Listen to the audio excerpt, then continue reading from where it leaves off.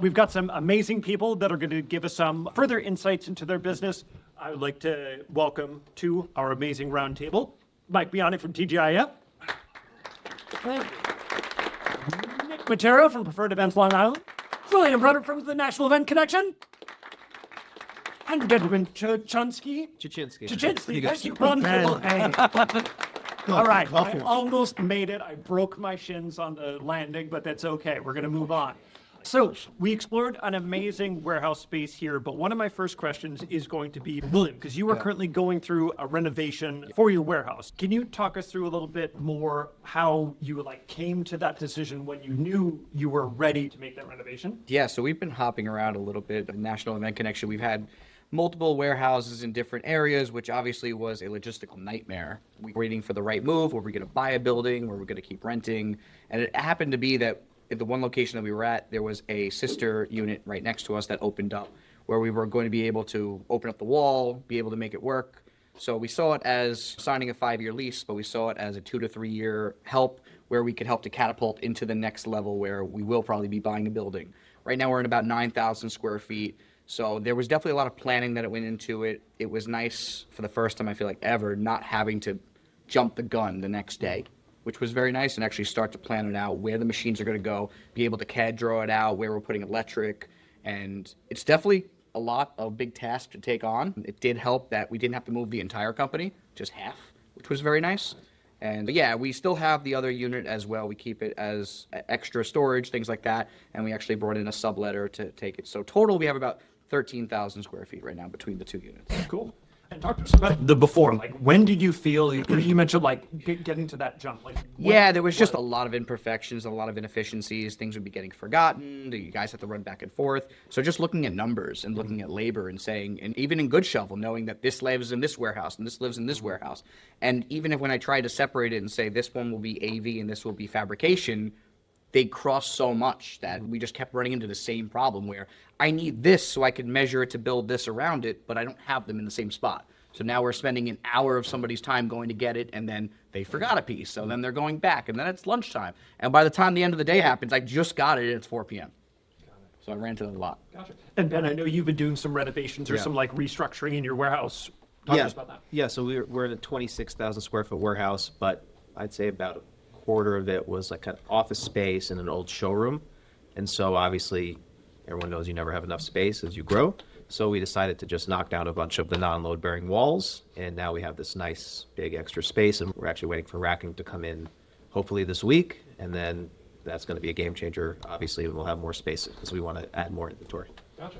Yeah. And Mike, I know we've seen the amazing way that you've made the most out of the space. Are you feeling you're getting to that point where you may need to explore expansion? Anyone who knows me, we will not expand a dime further because it's going to affect how I can pay my guys, keep my guys happy. When you become partners with your landlord, a lot of you people always think is always have the biggest warehouse, the best warehouse, the most overhead. We don't operate like that. I make sure we run very lean, and I can make sure that we can afford to do certain things that are not going to affect the company. We're at 20,000 square feet here. Do we need more room? Sure we do. But I'll make it work outside. I will not spend another dime of putting money into a bigger structure, a bigger warehouse. Out east, we're in a 4,000 or 5,000 square feet. We put a tent out east in a yard. It's all our bill jacks, all our flooring, everything's kept there to keep our overhead low. Like I was telling guys, I know guys, not these guys over here, are paying $45,000 a month in rent. You're going to bed with your landlord every night. That's what you want to do. That's not what I want to do. We pay $13,000 out east. We pay $1,500, I think it is. We're around $15,000 a month. We can survive. Economy goes like this, we can survive. I don't have to worry about stressing out of how we're going to pay the bills. That's how we keep it as lean as possible. Gotcha. Can I ask Mike a question? Yeah. Yes. Is there a point in your business that would ever convince you to maybe make a jump in terms of There was. We came to the point we outgrew it. I agree 100%. We did outgrow our space we were in. When we came to this warehouse, we always thought we had not enough room, but it was always going to grow out of it fast. Sure. But as we kept going, every year the guys like, we're out of room. I said, we're not out of room, we'll figure it out. So we kept figuring out, a lot of what does not make us money is outside. Right. Tables and chairs. So it's all nickel and dime stuff. Nothing wrong with it. Don't get me wrong, I'm not being mean. The stuff that makes us money, like the big stuff, we keep inside, someone can steal it. Like, they come rob me tonight, I couldn't care. Take all my tables, all my chairs, we'll regroup. When we put containers outside, the containers cost $3,000-$4,000 a piece. We have 9 out there. And it just makes it easier. I always tell, like, I talk to Justin a lot from Magnificent, and I was telling you guys, stay lean. Don't become a partner with someone you don't want to be partners with. They're in your pocket every day. It's hard enough to run a business right now. Nick knows. Yeah. You guys all know. It's expensive to run right now. Like, I've been to your warehouse years ago. You were right. It was laid out a little differently. Yeah. This showroom, we don't need no more. Right. How many customers come in your showroom? I'm looking at this thing, I'm like, yeah, you have a lot of space here. It's No, gigantic. this, you're gonna laugh. Once you're out of here, this gets racked up here, storage. That's We're what I'm not, saying. we're not lying to you. That makes sense. I'm surprised you have this not. No, used it's for- good. Because you have all the space above your head here. All these offices after COVID, we got rid of everyone who worked in them. I mean, it's That's what we storage. just did. We got rid of a whole bunch of office You don't space. need it. Yeah. You don't need it. You, like, even having an office staff is such a big office staff these days, everything's technology. That's right. You're speaking on your phone most of the time. That's what you're doing. Yeah. No, I agree. And with the like in-person traffic, is that something that you've seen on your side, Nick, in terms of decline or a change in the last? So couple we years? have a showroom. It's probably about half the size of this room. We get a decent amount of walk-ins, not enough to have something this big. I think it's important. We're pretty heavy in the wedding market, Yeah. so a lot of brides like to come in and see the tables, see the chairs, see the table, the plate setups and things like that. So I think it's important to have, but like Mike said, I'd rather have more warehouse space to be able to grow inside. And what we did was we built a mezzanine inside the warehouse, so we have 2 floors in there because our ceilings are pretty high. So when we thought we ran out of space, when we built up that second floor, it gave us some free square footage. Nice. One of the companies I visited in my hometown, Winnipeg, got like a bunch of extra space in their new warehouse, and they rented out their mezzanine to a voiceover studio. So they don't use it for events, but just all the films that come through Winnipeg, they just rent it out to them for their commercials and the like. So always opportunities to make a little extra dosh from square footage. And with the space that we've seen here, and this is something that I've been to some tenting companies that prioritize horizontal space and some that prioritize vertical. With the current layout that you have here, Mike, was there one that you wanted to prioritize first versus the other? We use a lot of vertical here. We go high. Everything's high. Like, every bin, the bins are gonna save you guys a ton of money. What are your ceilings here? They're probably only, I'm not sure, what are they, 22? Are they that high? 21. 21 clear? Yep, clear. Yeah. So with the bins, everyone said to me years ago, what are you doing with all these bins? I said, I have a plan here. The plan took a while. We spent like 60,000 in bins. Every one of them bins has 10 by 10 tents, is 20 in one bin. That can save you so much money. Like I said, we go vertical, we go right to the ceiling. We need a bin, we take it down, we figure out what's in it. It's not, like I said, it's not making you money to have empty space back there in a bigger space. It does not make you money. You're losing. Yeah, one of the companies we work with in Texas talked about the warehouse like an apartment building. Yeah. And if your tenants aren't paying rent, they gotta get out. With the vertical versus horizontal space on your side, Nick, is there a preference or is there something that you've grown into or? No, like Mike something- said, I think vertical is super important. The challenge that we run into our warehouse is we only have one loading bay, so it's really we need more space to spread out. It's like a skinny hallway that we work into, so we have to keep a large footprint open. So we try and go up high. We also happen to have a pretty big yard space that we have 5 C-box containers back there, and it's so much better. We put all of our older tables and chairs and whatnot in there. So vertical is good, but I think outdoor space is super underutilized a lot, and I think that's a super important area because we store a lot of our pipe out there. We keep all of our blocks out there, obviously. So outside spaces, yard space is just as important as inside space. One situation that I ran into with both landlords is I wasn't allowed to have containers outside. So I started buying 26-foot box trucks that don't run.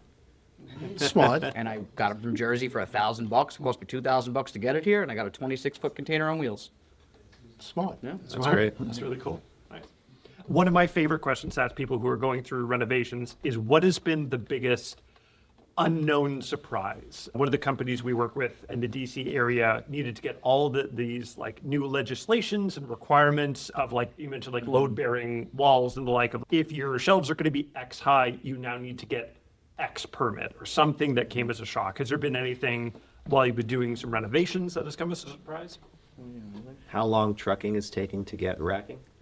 Yeah. Well, it's diesel. Diesel's expensive. We ordered all our new racking and it was supposed to come last week and it was coming this week, and then I get on the phone with the trucking person. Diesel is really high now, and then you're talking about what's going on politically. I'm like, it's not my problem. I don't care if you have to pay more for diesel. I'm supposed to be here on Friday. Yes. So that I would say for me, the biggest issue was just I planned, like I said, I strategically planned this to be in February. January, February was when we moved, which primarily in the event world, that's when you go on vacation. Yeah.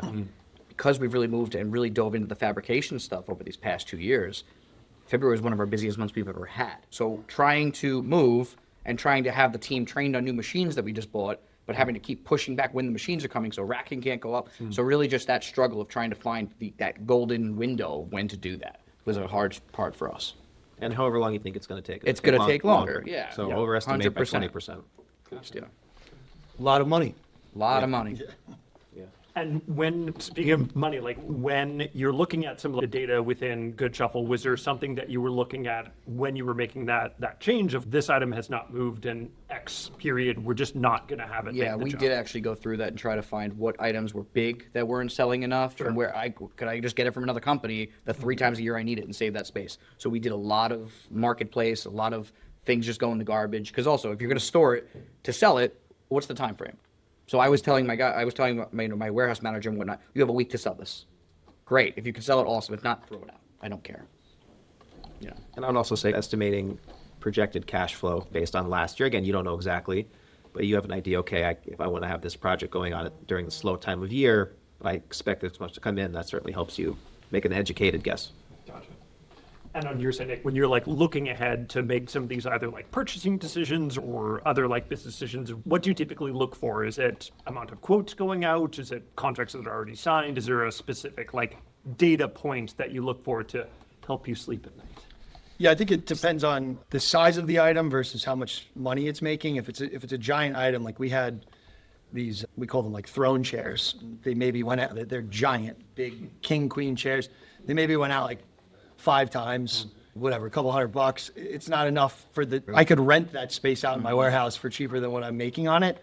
So my warehouse ops manager, myself, and the sales team will do an audit of Goodshuffle, see what items are renting. If there's one big item that can make a lot of money, I'll keep it. But if it's taking up space, we audit our inventory every year, and we just get rid of, Will said, we'll chop 10, 15% of our inventory out just to make space for the new stuff that's coming in, because we're growing every year. We're bringing in new things. We just added structures into our inventory, so we needed to come up with a whole bunch of space in our warehouse. We had to throw out a bunch of stuff. It's just going through and making sure you know exactly what is selling and not, and then eliminating that.